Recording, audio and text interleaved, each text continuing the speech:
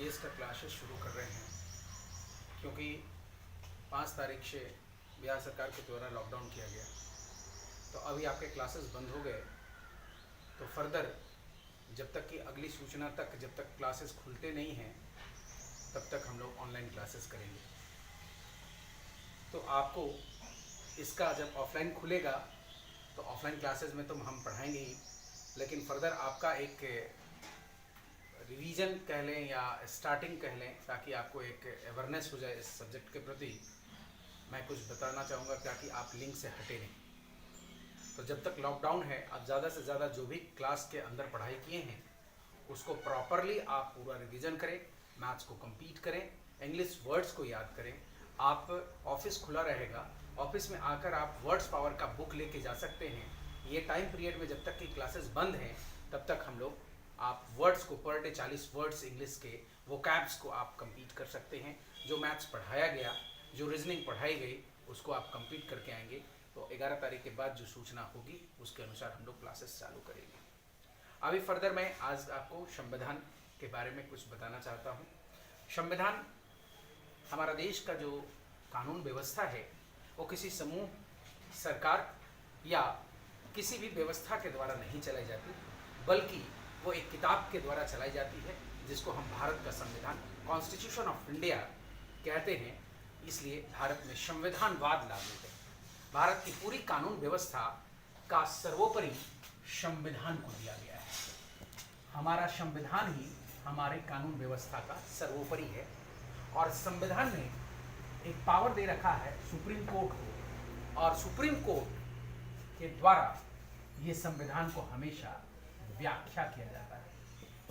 Supreme court द्वारा संविधान की व्याख्या की जाती है, और संविधान ने ही सुप्रीम कोर्ट को यह अधिकार दिया है। बेसिकली संविधान जानने से पहले कुछ बातें हम लोग को जाननी होगी, जिसमें हम लोग कुछ टर्म्स हमेशा इस्तेमाल करेंगे। एक आर्टिकल या हिंदी में उसको अनुच्छेद कहते हैं। दूसरा संशोधन, तीसरा संसद, और उसके बाद मंत्रिपरिषद और मंत्रिमंडल। ये कुछ टर्म्स है जिसके बारे में मैं आज चर्चा करना चाहूंगा। संविधान के निर्माण और संविधान सभा के संदर्भ में तो फैक्चुअल बातें हैं, तो मैं बाद में बताऊंगा, लेकिन आज कुछ टर्म्स है, इसके बारे में इस बात को क्लियर कर लिया जाए।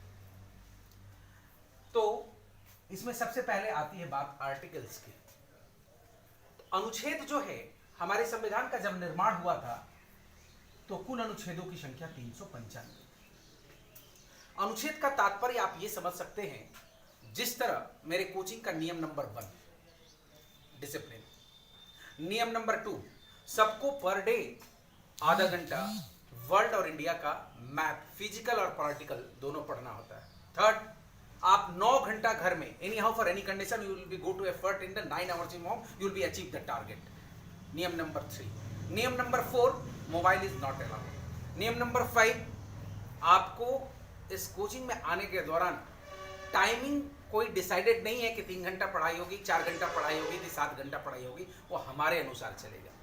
तो इस तरह से मैंने कोचिंग के कुछ नियम कानून बना रखे हैं। उसी प्रकार हमारा, अभी मैंने आपको बताया कि हमारे देश में संविधानवाद है, तो हमारा देश को चलाने के लिए जो संविधान दिया गया है, उस संविधान में नियम दिए गए हैं, और उन्हीं नियमों को हम आर्टिकल कहते हैं, या उसी नियमों को हम अनुच्छेद कहते हैं। तो जब हमारा देश का संविधान का निर्माण हुआ था तो कुल अनुच्छेदों की संख्या 395 थी, और जो वर्तमान में आज भी अगर मूल रूप से पूछे कि मूल रूप से कुल कितने अनुच्छेद हैं, तो आज भी 395 ही अनुच्छेद है।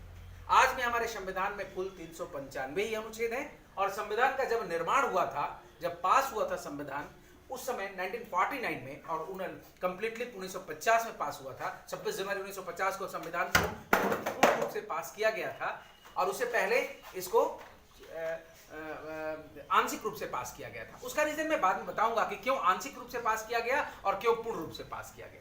तो उसके महत्व को मैं जब पूरी तरह प्रॉपरली पढ़ाऊंगा ऑफलाइन क्लास में, तब आप ज़्यादा सीख पाएंगे, क्योंकि ऑनलाइन क्लासेस ना तो आप होते हैं, क्योंकि आई कॉन्टेक्ट बहुत इंपॉर्टेंट होता है। आपका फेस वैल्यू बहुत इंपॉर्टेंट, आई कॉन्टेक्ट बहुत इंपॉर्टेंट होता है और फेस वैल्यू बहुत इंपॉर्टेंट होता है। तो इसलिए वो चीजें जो मूल बात हैं वो मैं ऑनलाइन क्लास में आपको प्रोवाइड नहीं कर पाऊंगा। वो मूल बातें जब ऑफलाइन क्लासेज होंगी तो सारा चीज का मैं जब फेस कांटेक्ट के साथ, आई कांटेक्ट के साथ हम लोग बैठेंगे, way to presentation, way to eye contact, way to convincing, वो हम लोग फेस वैल्यू के साथ करेंगे। क्योंकि अभी आपकी पढ़ाई ना रुके इसलिए मैं एक छोटा सा एक आपको पहले से आउटलाइंस दे रहा हूं।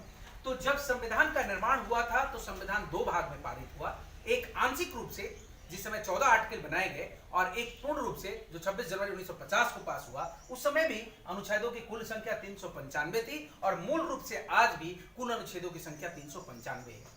लेकिन इन अनुच्छेदों में बहुत सारे क्लाउज जुड़ गए। आप ऐसे 1 2 3 4 5 में ए बी सी डी, फिर 6 7 8, अगर मैं ऐसे काउंट करूं 1 2 3 4 5 और यहां से क्लाउजों को भी काउंट करने लगूं 6 7 8 9 10 11 12, अगर इसमें 5 में जैसे ए बी सी डी है और उन चारों को भी मैं नंबरिंग करने लगूं तो इस प्रकार वर्तमान में कुल अनुच्छेदों की संख्या 450 है।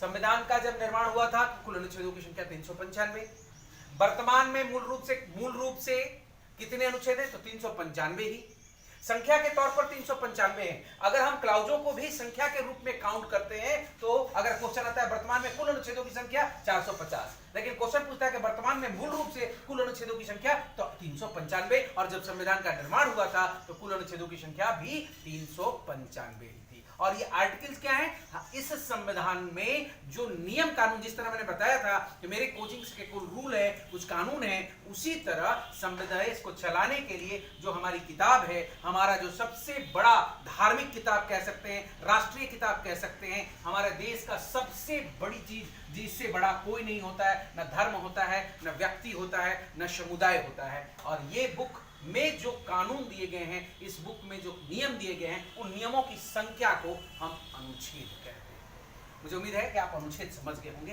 तो इस प्रकार से 395 और 450 अनुच्छेदों के डिफरेंसेस को आप समझ गए। अब दूसरा बात आता है संसद। हमारे पास 450 अनुच्छेद है या 395। अगर आप 40 अनुच्छेद याद कर लेते हैं ऑन लिप्स तो आप आईएएस का एग्जाम पास कर सकते हैं, लेकिन 40 ऑन लिप्स होना चाहिए और 10 15 20 को और आप और एक्स्ट्रा आप रख सकते हैं।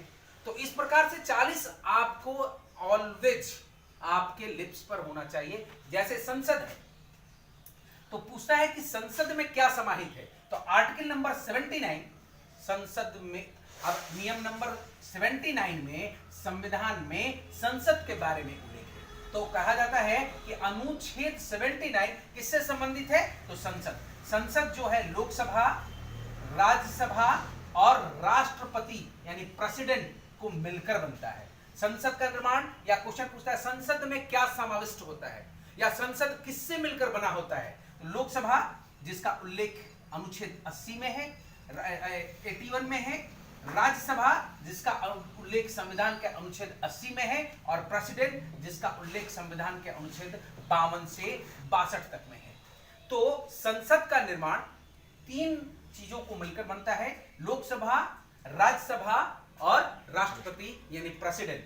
संसद का उल्लेख संविधान के अनुच्छेद नंबर 79 में है, लोकसभा का उल्लेख संविधान के अनुच्छेद नंबर 81 में, राज्यसभा का 80 में और प्रेसिडेंट का 52 से 62 में, यानी कुल 10 अनुच्छेद राष्ट्रपति से संबंधित है। तो आपको यहां प्रश्न पूछेगा कि संसद में क्या समाविष्ट है, तो संसद में लोकसभा, राज्यसभा और राष्ट्रपति समाविष्ट है। तो हम लोग 2 बातें जान गए, अनुच्छेद क्या होते हैं, दूसरा संसद क्या होता है, तीसरा आ गया मंत्रिमंडल।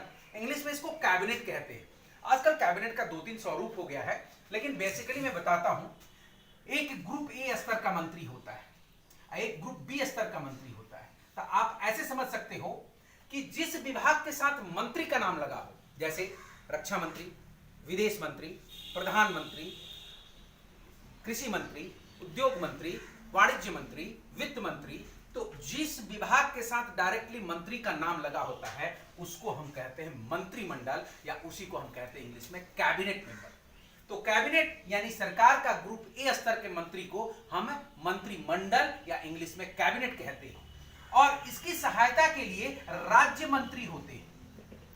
इनकी सहायता के लिए राज्य मंत्री होते हैं। राज्य मंत्री का मतलब होता है जैसे विदेश मंत्री है, और राज्य मंत्री जो होगा वो कैबिनेट मंत्री की सहायता के लिए होता है। तो विदेश मंत्री के साथ बीच में जब राज्य लगा होता है तो वो ग्रुप बी स्तर का मंत्री होता है, यानी वो राज्य मंत्री होता है। जैसे विदेश राज्य मंत्री, रेल राज्य मंत्री, रक्षा राज्य मंत्री, तो बीच में राज्य लगा होगा, वो मंत्रिमंडल के सदस्यों मंत्रियों की सहायता के लिए ये काम किया जाता है। तीसरा स्वतंत्र प्रभार मंत्री होता है, जो राज्य मंत्रियों के सहायता के लिए होता है, स्वतंत्र प्रभार मंत्री कहा जाता है।